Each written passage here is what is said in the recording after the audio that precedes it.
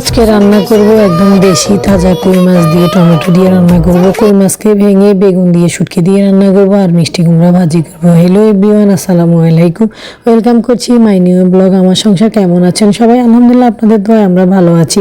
প্রতিনিয়ত রান্নার ভিডিওগুলো আপনাদের সাথে শেয়ার করি। কোনো কমেন্টে বলেন না যে আমার রান্না আপনাদের কেমন লাগে, ভালো লাগে কিনা।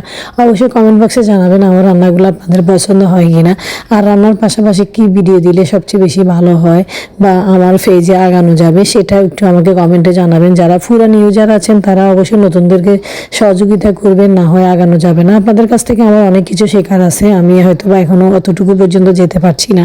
শিখতে শিখতে আগাতে আগাতে আমি যেতে পারবো। তো এই জন্য আপনাদের কাছ থেকে শিখতে চাই। যারা পুরানো ইউজার আমার ভিডিও দেখেন অবশ্যই আমাকে কিছু শিখিয়ে দিবেন, বলে দিবেন কিভাবে কি করতে হবে, কিভাবে আগানো যেতে পারে। আমি একদম আগাতে পারছি না, আমার ভিউ আগে যাওয়া হয়েছে এখন নিচের দিকে নেমে যাচ্ছে। এটার কারণটা কি সেটা একটু আমাকে কমেন্টে বলবেন। আর যেহেতু আমার উইকলি চ্যালেঞ্জ চলছে, উইকলি চ্যালেঞ্জের মধ্যে দিয়ে কি এভাবে সমস্যা হয় কিনা, ভিউ কমে যায় কিনা বা কি হয় সেটা আমাকে একটু জানাবেন। উইকলি চ্যালেঞ্জের মধ্যে কি কি করতে হয় এটা আমাকে একটু বলবেন। আর উইকলি চ্যালেঞ্জে কি মানুষের ভিউ কমে যায় কিনা সেটা আমি জানি না।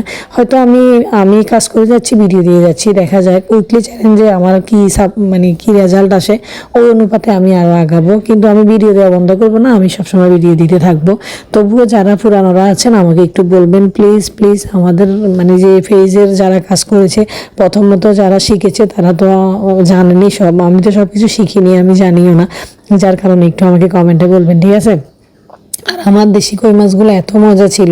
হাইব্রিডের কই মাছটা একদম কড়া করে ভাজি করলে মজা হয়, আর দেশি কই মাছটা টমেটো দিয়ে ঝোল রান্না করলে ভালো লাগে। তো এই জন্য আমি আজকে দেশি কই মাছ দিয়ে ভাজা করেছি, দেশি কই মাছ দিয়ে বেগুন শুটকি রান্না করেছি। সাথে আমার একদম তাজা মিষ্টি কুমড়া ছিল, মানে এটা যেদিন এনেছি ওই দিনে ভাজি করেছি। অনেক মজা ছিল, যদিও একদম কড়া মিষ্টি ছিল না, হালকা মিষ্টি ছিল। আর যেহেতু আমাদের বাসাতে আমরা ডায়েট করি, মিষ্টির আমাদের প্রয়োজন না। তো ভালো থাকবেন সবাই, দেখা হবে নেক্সট ব্লগে। আসসালামু আলাইকুম, থ্যাংকস ফর ওয়াচিং।